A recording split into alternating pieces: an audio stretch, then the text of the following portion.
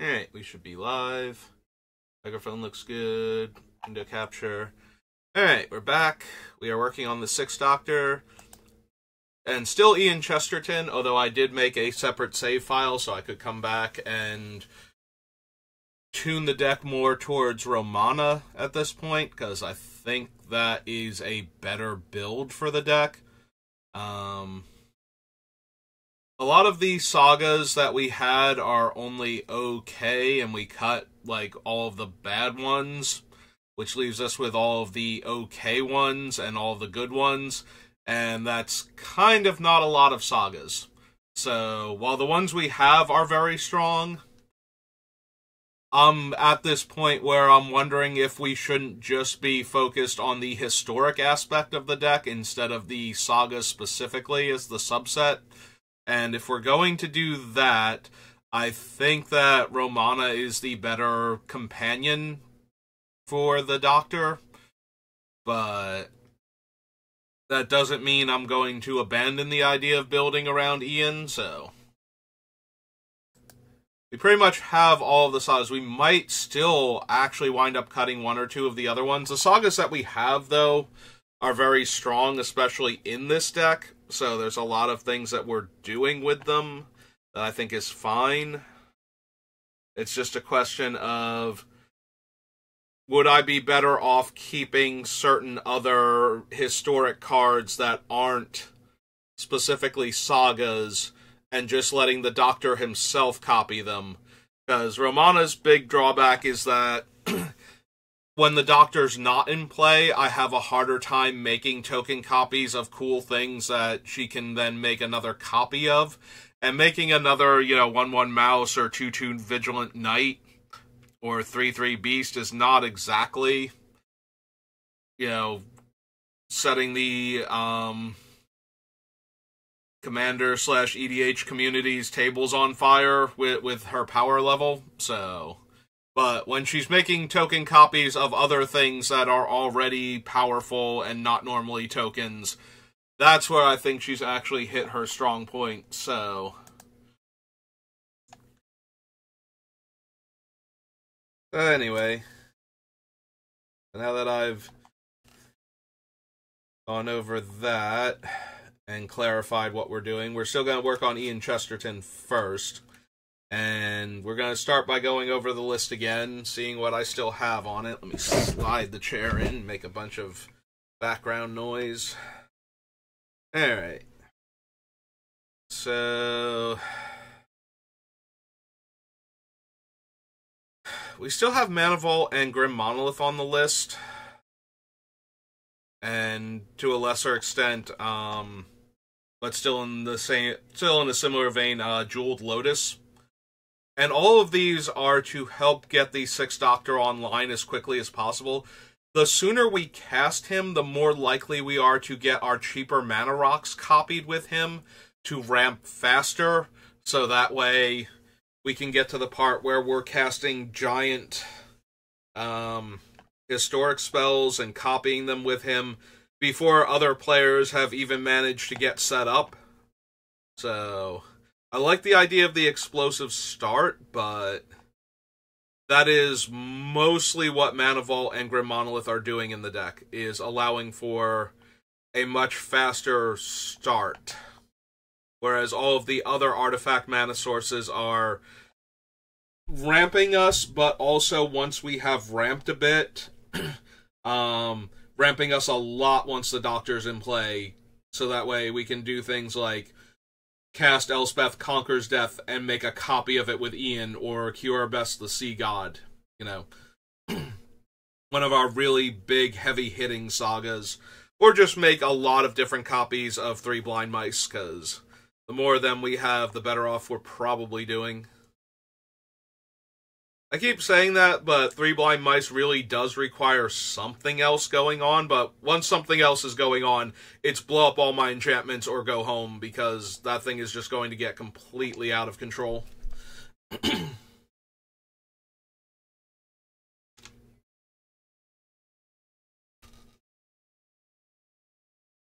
Alright. Yeah, I scrolled a bit too fast. Let's go over all of the other cards. I just wanted to get to the Grim Monolith But we have Mana Drain, Nature's Lure, Enlightened Tutor, Argothian Enchantress, Carpet of Flowers. There's a part of me that's wondering if we need Enlightened Tutor because we have, like in this build, because we have Search for Glory and Idyllic Tutor, and since our biggest things are sagas, especially in this build, we probably can do with them instead of Enlightened Tutor, where I think Enlightened Tutor would be better in the Romana build, where we care a little less about sagas. Like, at that point, the glory is more questionable. The Idyllic Tutor will still stay because we have a ton of good enchantments to tutor up, not the least of which are all the Doubling Season variants. It can also get us a powerful ramping card in Carpet of Flowers if we have a blue player at the table, so...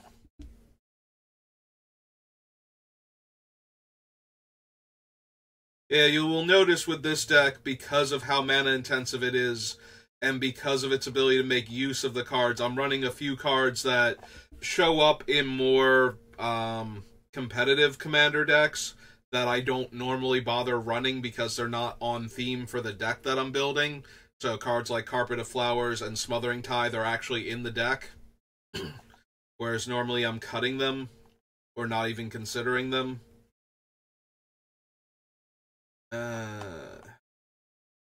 Let's see, we have the Carpet Flowers, we have Argothian Enchantress, Worn Power Stone, Grim Monolith, Replenish, Thran Dynamo, Aura Shards, Urari's Wake, Enchantress's Presence, Temple of the False God, Gilded Lotus, Sad Robot, Crucible, London, Sakura Tribe Elder,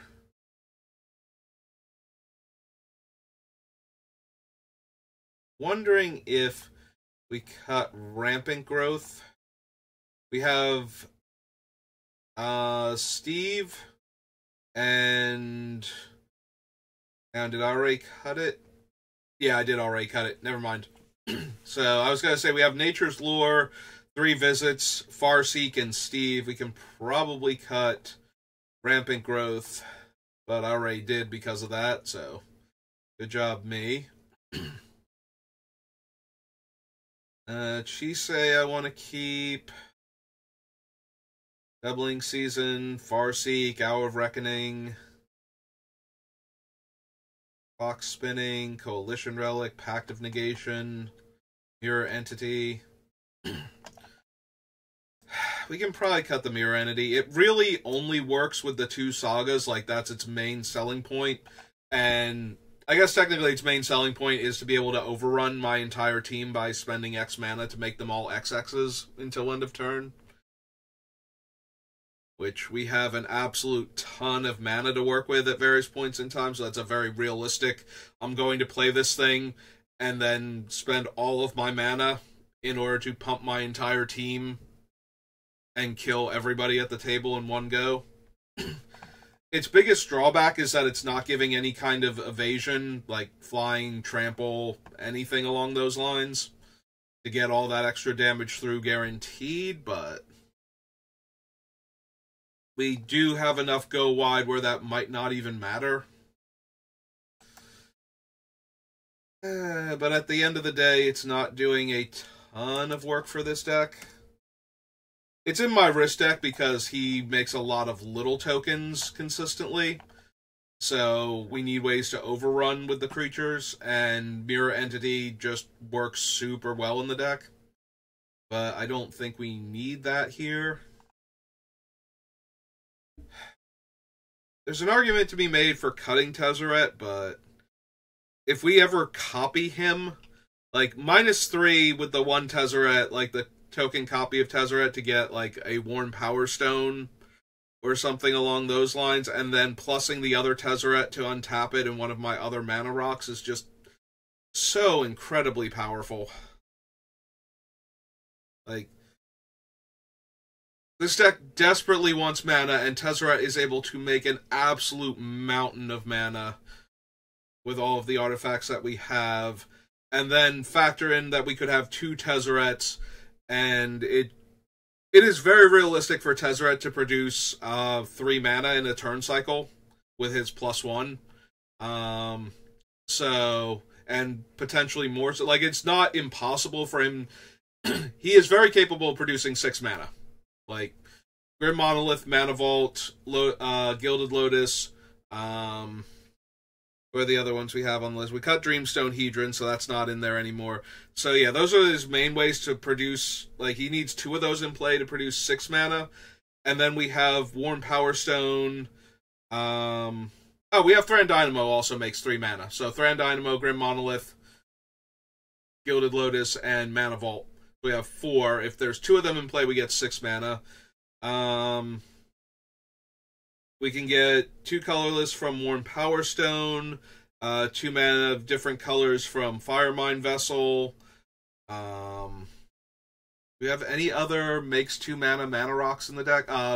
Soul Ring and Mana Crypt.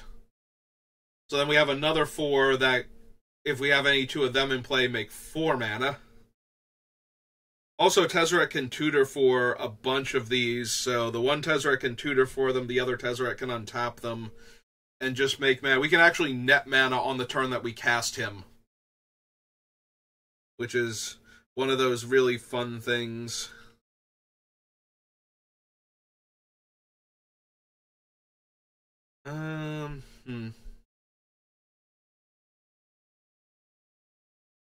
Yeah, I don't want to cut Tezzeret, but I don't want to cut anything right now, and we have so many cards on this list. Alright, Everflowing Chalice, if it's set for enough, can also make extra mana. Like, Tezzeret can get 3 or more mana from that one. It's likely that it's going to have 2 counters at most, so that's way more realistic than 3 counters, but...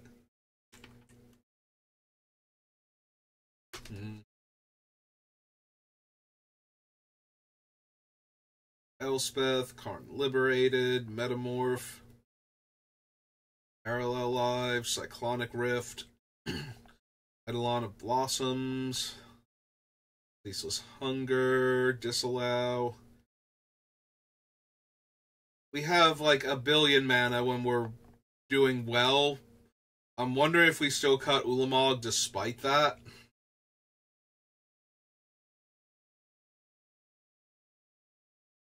Disallow, Heroic Intervention, Anointed Procession, History of Benalia, Karn's Temporal Sundering, Capuchin, Smothering Tithe, Firemine Vessel,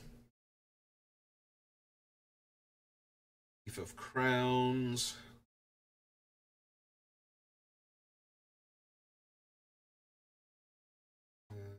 Conquer's Death, Heliod's Intervention, Pure Best the Sea God. We might be able to cut Ulamog just because we have enough other things that can deal with lots of different permanent types. As good as it would be to have a token copy of Ulamog running around, milling our opponents for 20 into exile instead of into their graveyard.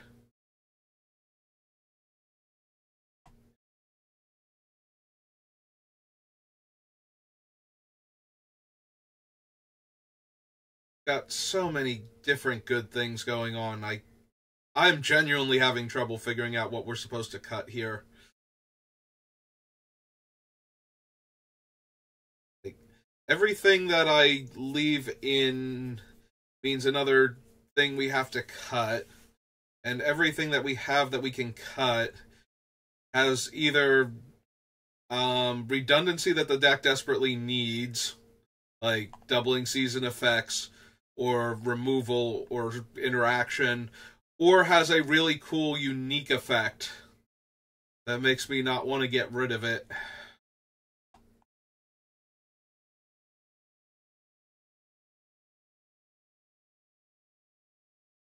I'm starting to think we can cut the Strionic Resonator and the Peregrine Dynamo. Like, I was already giving that serious consideration the other day, and I think we're at the point where I need to get rid of things, and we're copying so many different things already that one more copy effect is not where I need to be right now.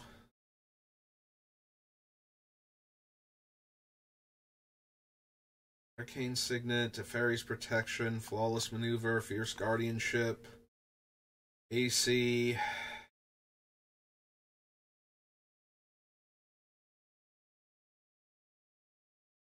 We can probably get rid of AC, honestly.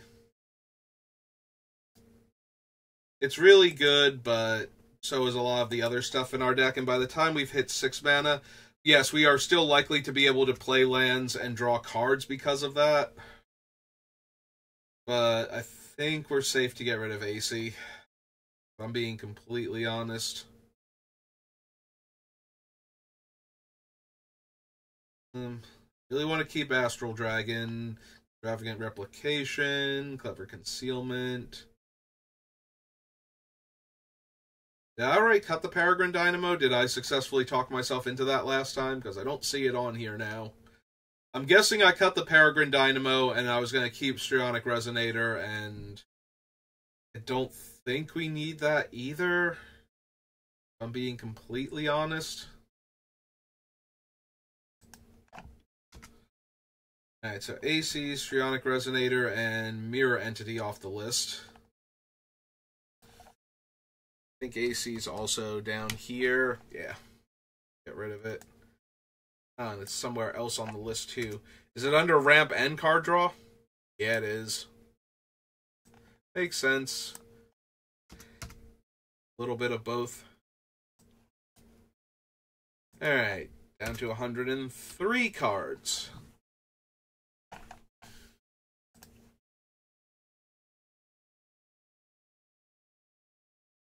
Alright. I think it's time for another sub-list. I think it's time to do my interaction and see what I have going on. So, I'm going to grab all the different pieces of interaction I have to get a sense for what I can and can't deal with comfortably, and what I have too many answers for relative to what the deck has room for. See if we can't make a few more cuts there. Enchantress's Presence. Sacrum. I was about to call him Solemn Robot. Just combine the two, his actual name and his nickname.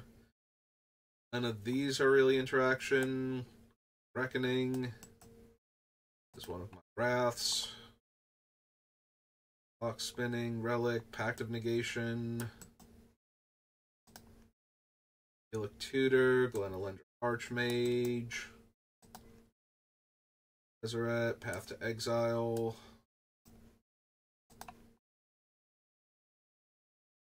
Gaia, Everflowing Chalice. Elspeth is a Wrath for her ultimate. Unliberated is removal.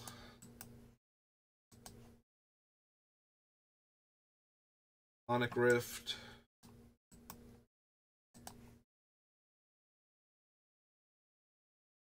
No. Ulamog, yes. Disallow. Good Procession. History of Benalia. Temporal Sundering. Sundering is in here to be a time walk. The fact that it bounces a permanent is almost completely incidental. Oko, yes. Conquers Death and Intervention. Technically best the Sea God too, but just barely.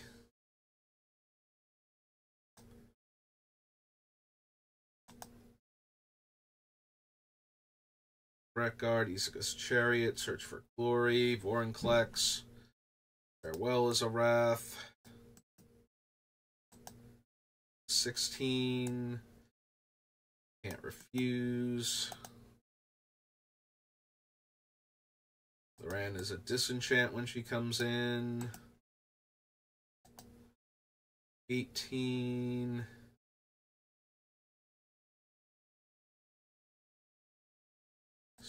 Midnight 19.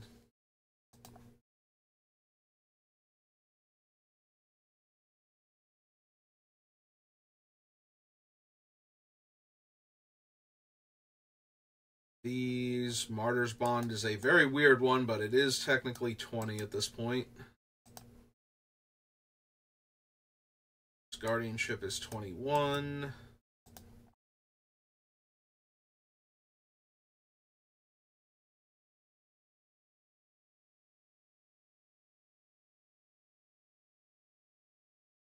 Spirit Dancer, no.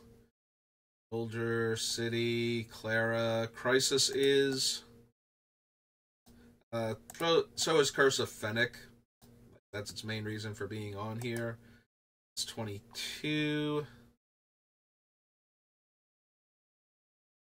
Sea Devil's not really. Alright. That is all of it, so.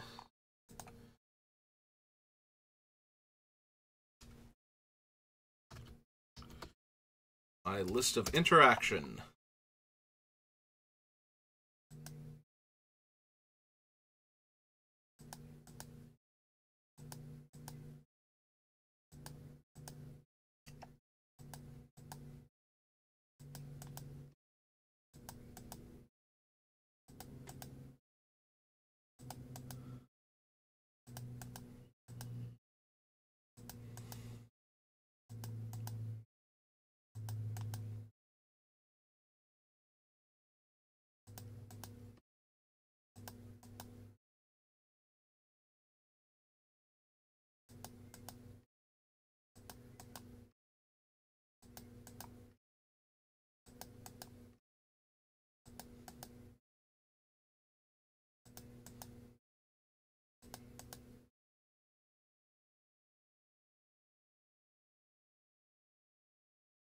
Okay, so that is all of it. Yeah, we have almost half the deck is currently interaction, so we can't run all of this. Need to get rid of some of it. We're keeping Curse, Conquers Death, and Cure Best the Sea God for now, so.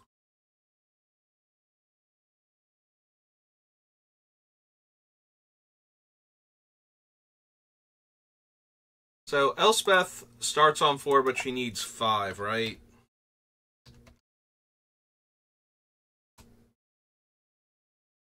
In order to do her ultimate.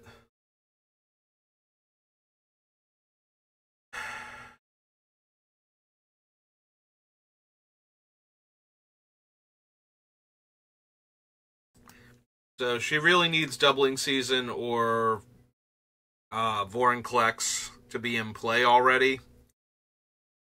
She's gonna kill everything. Then we have all of the other. We have Farewell, Crisis of Conscience, and Hour of Reckoning, and her. I think that's one Wrath too many. And I think she is the weakest of them as far as being a Wrath is concerned, so.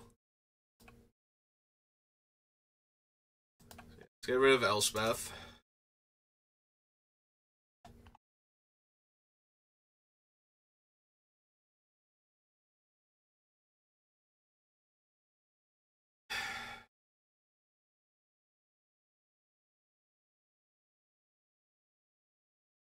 I kind of want to keep Oko because not only does he take away the abilities of things he targets by upticking, but he also makes food, and until I cut Samwise, making food is actually super helpful.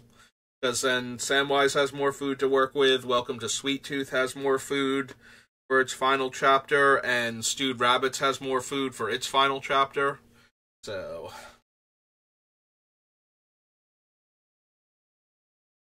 I think Oko has enough synergy, in addition to his one useful trick for getting rid of obnoxious opponents' permanents.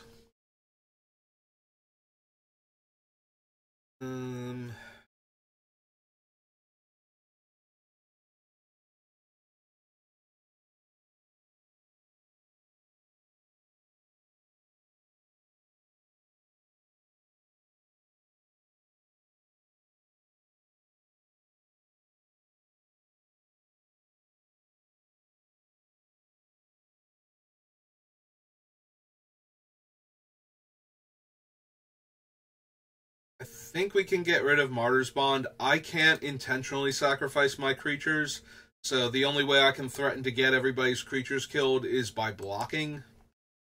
So, and I'm not really sacrificing artifacts that often either. Like, I don't make a ton of treasures from most of my cards. I do have a couple of ways to make them. So, Martyr's Bond is very unlikely to be able to just reach out and kill things aside from enchantments, and I'm already doing a decent enough job with that. So, as powerful as it is to just have it in play for the rattlesnake effect of, if you attack me, you're going to lose a bunch of your guys just because I'm blocking, and so will everybody else. It's not really the best. I suppose I would also have food to sacrifice to get rid of artifacts, but it's still only okay in this deck.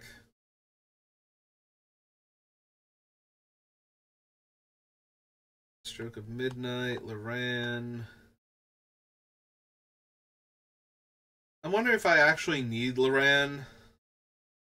Her biggest thing is that if I have the Doctor out, I get 2 of her, and then I can copy her to keep destroying artifacts and enchantments with her comes into play ability. Which is useful, but not essential.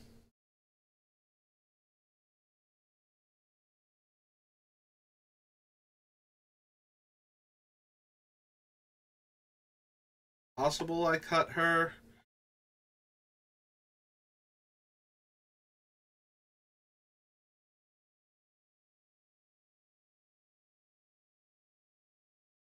I'm also debating if I want to lose Path to Exile, like just have Swords as my 1 mana removal spell, and then a card like Stroke of Midnight, which has more versatility but a higher casting cost.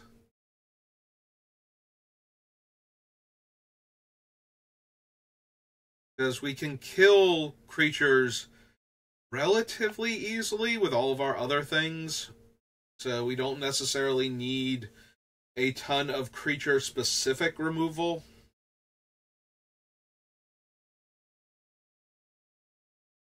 But then again, we have a bunch of different ways to destroy artifacts and enchantments also, so I'm wondering if we don't need to cut Loran for that. Like, I have Heliod's Intervention and Aura Shards. Do I actually need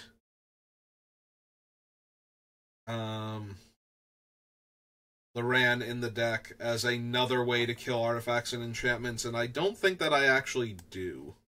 I think we can cut Loran. The only nice thing about her is the cards I have that can randomly tutor for her. So mostly Search for Glory at that point. But she is tutorable. So.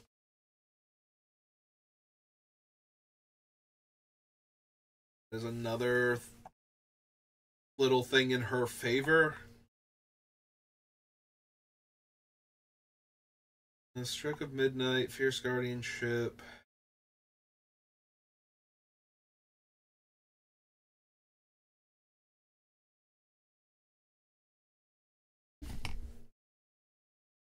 Yeah, I'm wondering if I don't just lose Counterspell entirely and don't bother with Swan Song.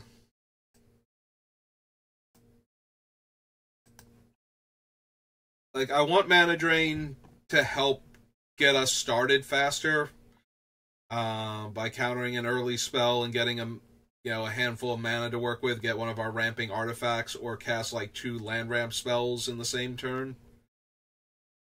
Something along those lines, or a land ramp and an artifact mana source. So, I want to have Mana Drain. An offer you can't refuse is just 1 blue mana to hold up. Fierce Guardianship is free if the Doctor's in play, so we can use it to protect him. And Disallow lets us deal with certain problematic cards that can just randomly win the game that aren't, like, we can counter the ability even if the spell can't be countered type of deal. We can also counter certain other abilities just to stop them from ruining our day. I think it's more versatile than Counterspell is for 1 extra mana. If anything, I might also cut the Pact of Negation. But I do like having another counterspell that works when I'm tapped out. We already had to cut all of the other free ones, so...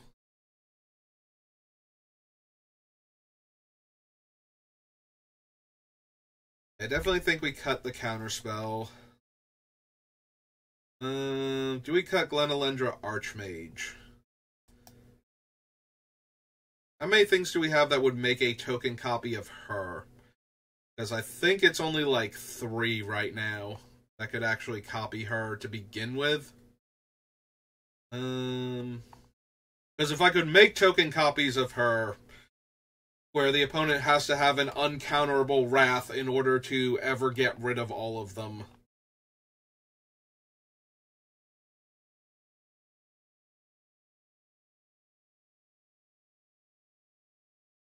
Alright, so what are my ways to make token copies of the Glenalendra Archmage? Because she's not historic in any way, so that won't work. Sea Devils, Ramana, Clara, City of Death. The Autumn Soldier can copy it, but I can also see getting rid of the Autumn Soldier because we're running out of cards like Glenalendra Archmage, where I need to be able to make a token copy of something that's not already historic, but also a creature. So, Extravagant Replication can do it. Astral Dragon does not work, because they have to already not be creatures.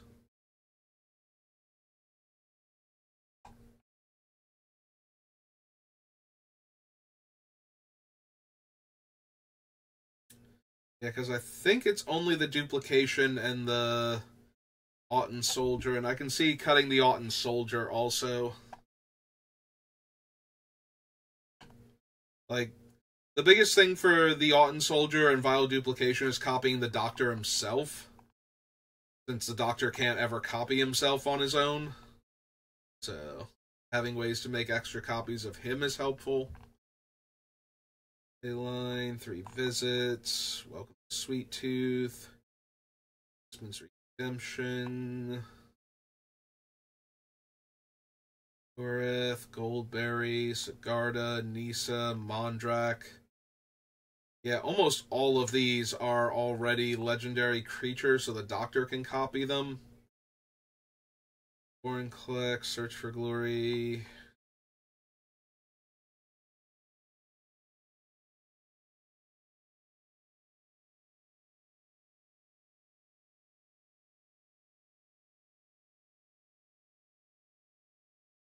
Eidolon is not legendary, so it would be another one that I would want. I'm also looking at ones that aren't naturally historic that I might want to copy, so they're not legendary and they're not artifact creatures. And I'm starting to think I don't have enough. So maybe it's safe to cut like the Metamorph and the Autumn Soldier and the Glenalendra Archmage at this point.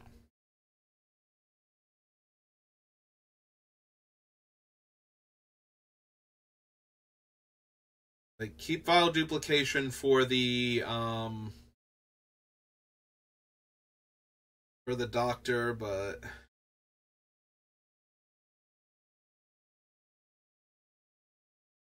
if we cut the Autumn Soldier, so we can almost definitely cut the Metamorph though.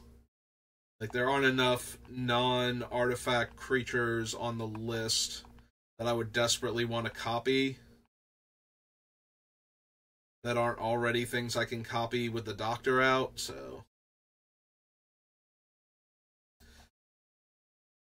Alright, so real quick, as they're already going, let's get rid of Counterspell. Elspeth. Ran.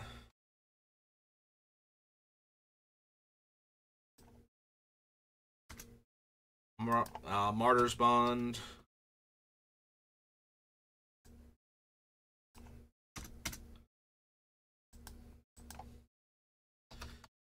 Get rid of the Glenelendra Archmage, I think.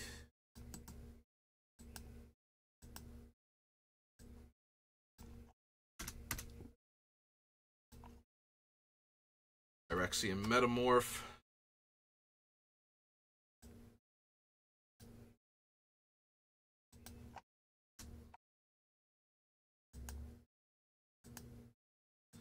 On deck. Okay, got rid of all of it. Get rid of the Metamorph. I guess we keep the Autumn Soldier, though, because it can still copy the Doctor, since it itself is not legendary when it comes in.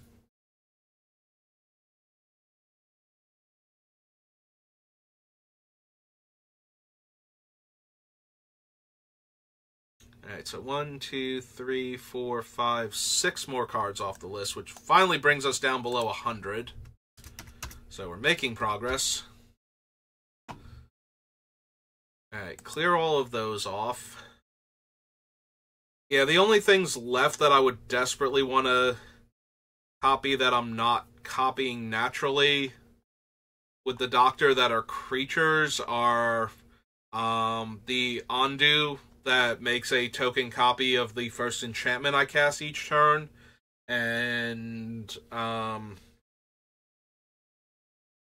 like the card draw ones like Argothian Enchantress and Blossoming or Eidolon of Blossoms. Because it's not like we desperately need to copy like Steve or do I have anything else on this list that's copyable that isn't already like an artifact creature or something, or a legendary? Because I think everything else is an artifact creature or legendary. Like right now, Extravagant Replication's biggest thing is that it can make token copies of Doubling Season and the other ones in that category, as well as being able to make more token copies of things we've made non-legendary token copies of already. And it can target a 3 blind mice that's already on the battlefield, so that way we get more of it to work with. And it does it during the upkeep, so if we're coming up on the copy chapters, we'll be able to make another token copy of it.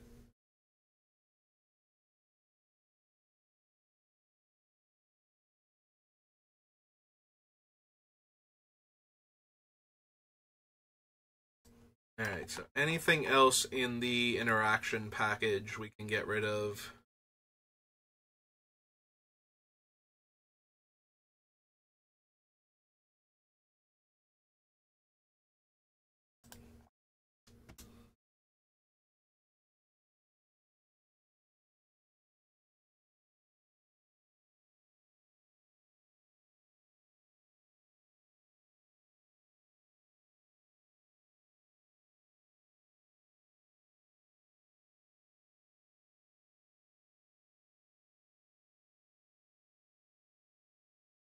Oh no. I feel like Path or Stroke of Midnight can go. Like, I want an instant speed way to kill a problematic card, so Path is more castable, but less versatile. Stroke is more versatile, but having 3 mana sitting around to instant speed interact with something is an issue for this deck, when it already desperately wants to spend most or all of its mana every single turn. So it's kind of hard to leave up 3 mana for Stroke of Midnight.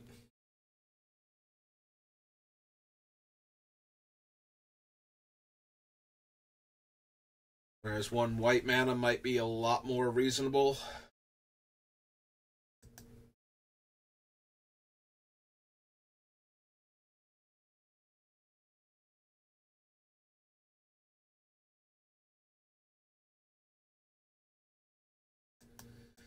Yeah, right. If we get rid of Stroke of Midnight.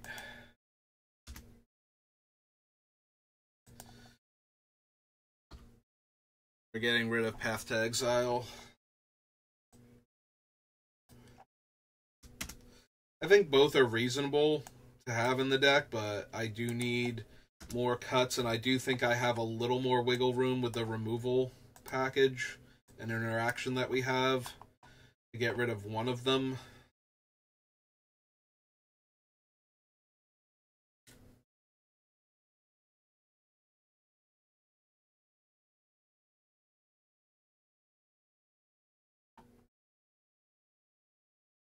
It does leave me without a way to really interact with cheaper planeswalkers or battles.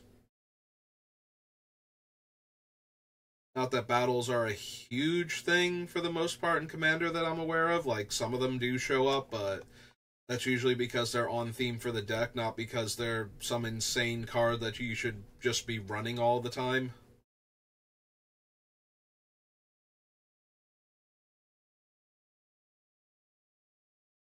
We do have plenty of other removal that can hit a lot of different things. Like, we do still have Karn, who can exile a permanent. We have Ulamog, whose cast trigger can exile things, so it's not unreasonable for us to be able to answer certain problematic permanent types that aren't creatures, artifacts, or enchantments, because those are the main things we interact with by default on our spells. Also, our counter spells can hit those other card types. So, not completely defenseless.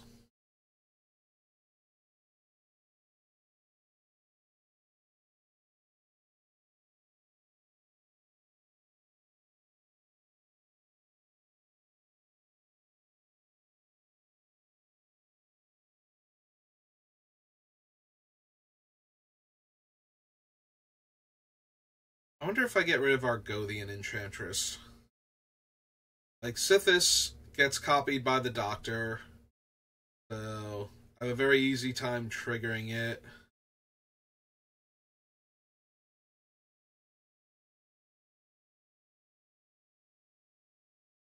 They're both 2 mana. I still have the present. The other option is to cut the presence, maybe. But we are running Sarah Sanctum, so I think I would rather have the enchantment than the creature. As good as the creature is. I could also cut the Eidolon of Blossoms. It is more expensive than any of the others. At 4 mana, the upside is that the Eidolon itself will trigger to draw me a card, and the Eidolon does trigger for the copies, whereas the other ones are cast triggers. Which is why the Eidolon of Blossoms is still on the list. Oh, we did get rid of Loran, so she can go from this list. Card draw. I think we have enough other card draw that I don't need all of it, and the Eidolon is... The Eidolon and or the Argothian Enchantress can go, I feel like, and I would still have enough card draw on this list to feel like confident that we're going to be able to draw enough extra cards to stay relevant in the game as it drags on.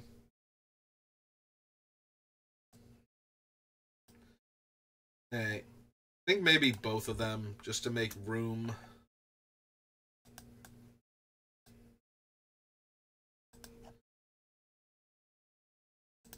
Alright, so Argothian first.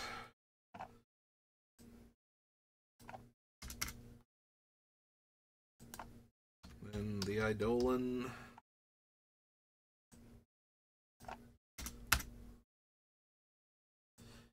That brings us down to 94. Alright, only 34 more cards to go. Clear the list again. Back down to our thing, so interaction, sagas, card draw.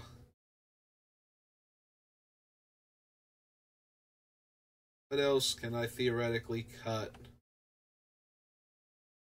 from ramp section. Already cut Azusa.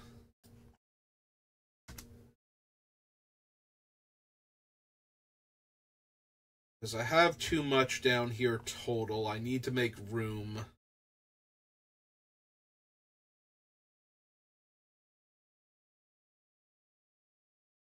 Already cut the Joyous Familiar too.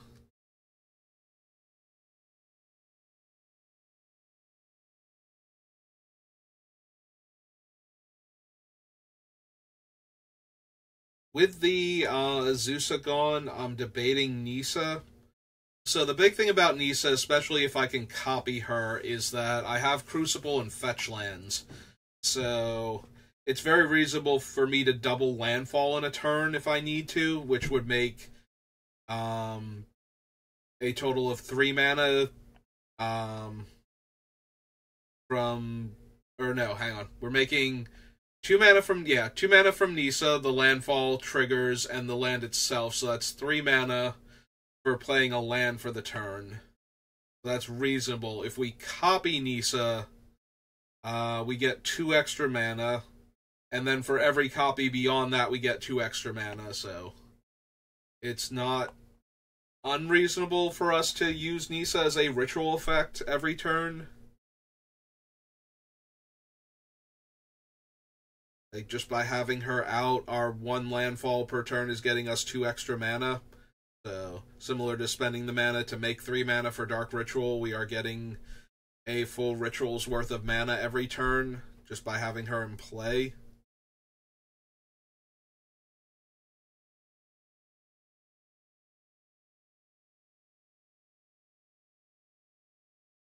And that's if we don't copy her. If we do copy her, get that much more mana to work with.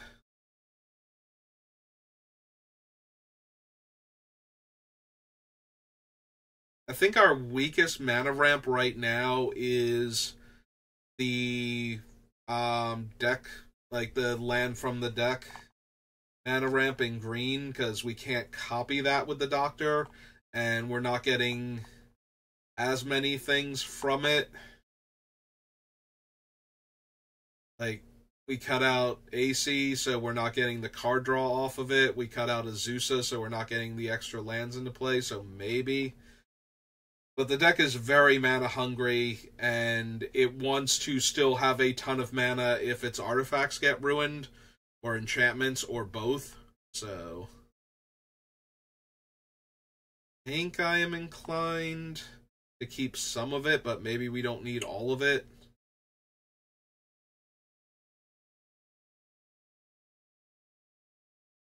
Like, maybe we cut 2 more of the 2-drop sorcery land fetching.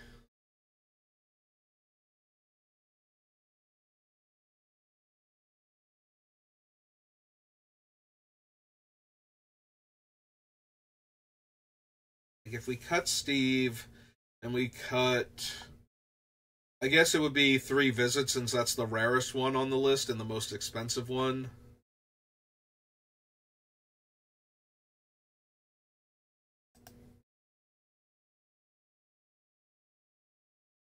Because I feel if we cut too many of the 2 mana land searchers, and we have to add in a couple of artifacts. Also, I want the land searchers because I want to be able to ramp with lands also. Like I said, I don't want somebody blowing up multiple artifacts to be the reason why we don't have 1,000,000 mana in play anymore. Like, obviously we won't have 1,000,000 mana, but if we still have 1,000 mana, I think that's good enough.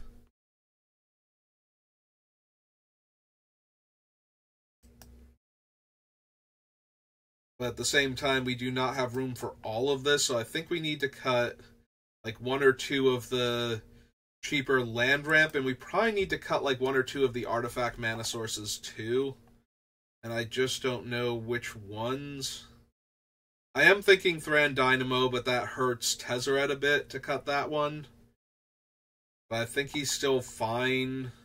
Like, even if the Tezzerets are only making 2 mana, you know, if I'm untapping mana rocks that tap for 1 mana, I think we're still doing okay.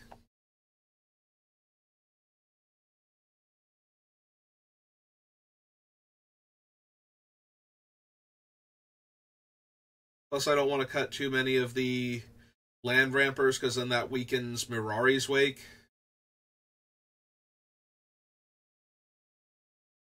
We have so much to do with our mana, I don't want to lose out.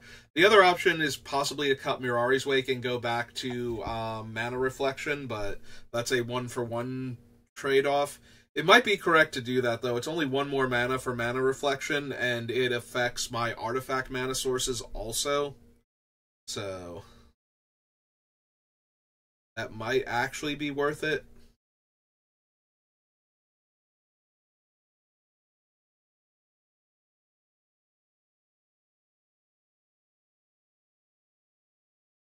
Also, Mana Reflection would allow me to go infinite with Grim Monolith at that point.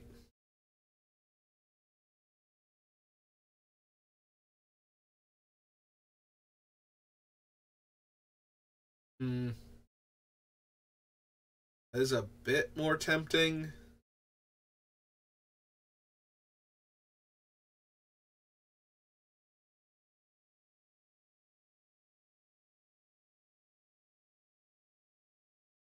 Maybe we don't need Coalition Relic. It is the weakest out of my mana rocks, I think, because it can only tap for 2 mana every other turn. Otherwise, it's only providing me with 1 mana.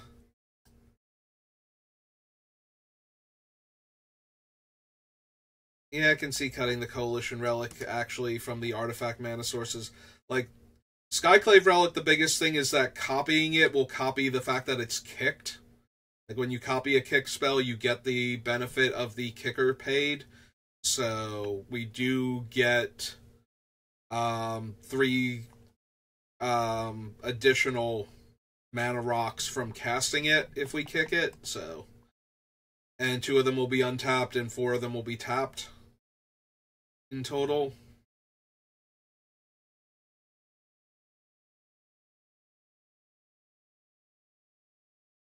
So I do think that Skyclave Relic and Everflowing Chalice need to stay on the list just because of that. Like, whatever we put into it, we're getting back ×2 with the Doctor out, so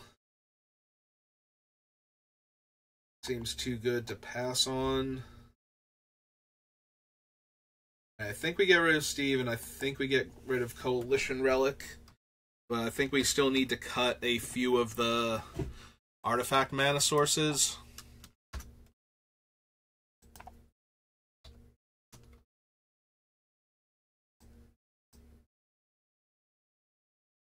We cross those 2 off the list down to 92.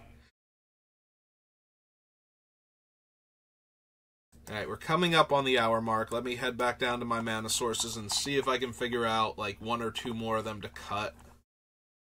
Because I think that would be good if we stopped at 90 right now and we only needed to cut, you know, 1/3 of the remaining cards.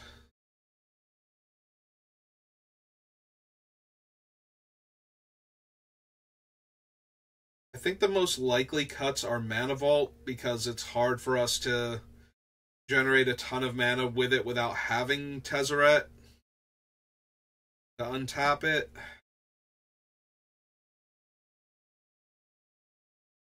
That's a very strong potential to get cut. Also, it's less powerful with some of the other interactions. Like, if we actually do put Mana Reflection in, we can pay 4 mana to untap it and it will tap for 6, but we can't generate infinite mana with it because it's an upkeep trigger to pay 4 to untap it, rather than Grim Monolith's just activated ability of pay 4 and untap this. So it loses out on that aspect.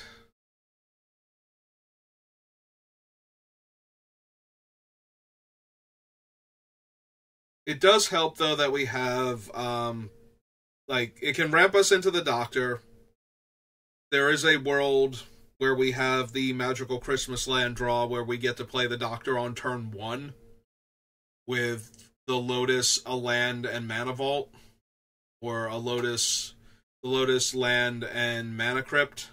So cutting out the Mana Vault makes it that much harder to do a turn 1 Doctor on the, like, just before everybody else has really gotten set up.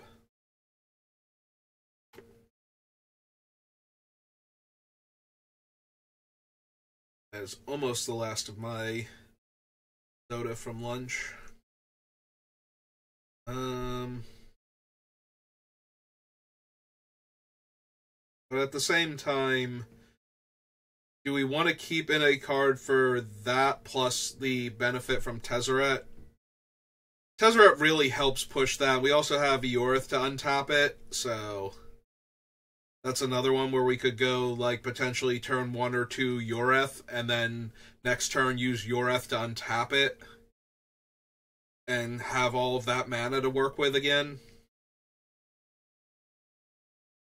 Yeah, I think it's too good in our deck. It has just enough, like, follow-up potential. Like, its explosive potential was always there, and the primary reason why we're running it, but it has enough follow-up potential to that where even afterwards, we're not playing a 1-drop, tap, add 3 mana, take a damage for the rest of the game until we can get around to untapping it in a deck that we probably won't get around to untapping it very often.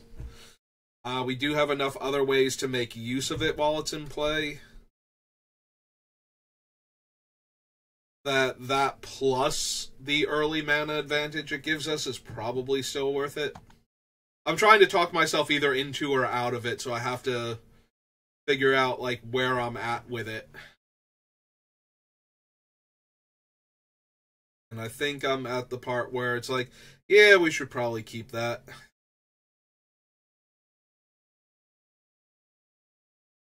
So is it Thran Dynamo? Thran Dynamo, I think, is the worst of the artifact mana sources still on the list. Its biggest upsell is Tezzeret, really. Like, getting to plus him to untap that is 3 extra mana, but it's a 4-drop, whereas the Worn Power Stone is a Soul Ring for 2 extra mana and comes into play tapped.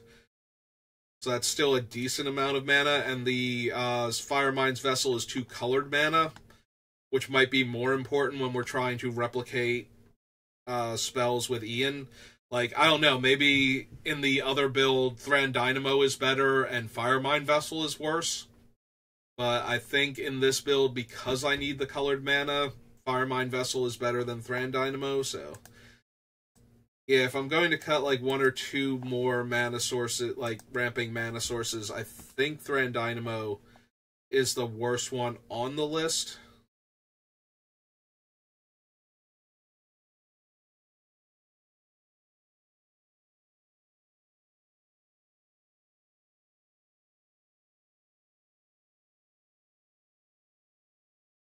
Technically, Sanctum might be one of our weakest ones, but at the same time, it combos with our other 2 shrines and gets way more powerful with the Doctor.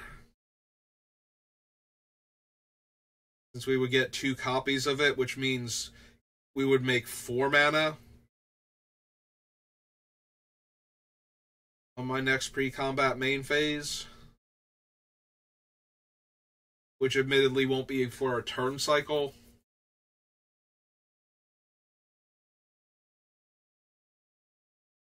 But it's also just an extra Sanctum, like if I cast the shrines before we even get the Doctor, it's just another way to make some extra mana, and also making non-legendary token copies of it, but that can only be done with the Doctor right now. There's no way for us to animate it and then copy it with one of the, like, duplication or the soldier. I'm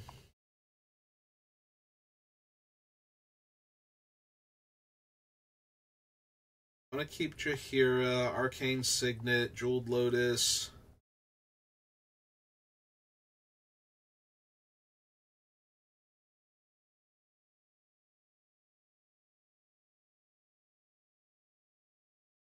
Alright, Thran Dynamo can go, but I don't know that I can cut any of the other artifact mana sources right now, or any of the other ramp cards, maybe.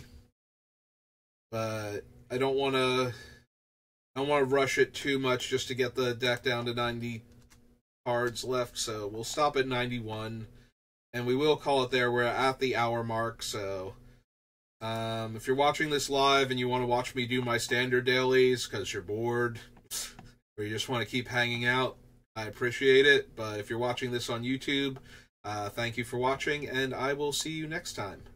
Have a good rest of your day.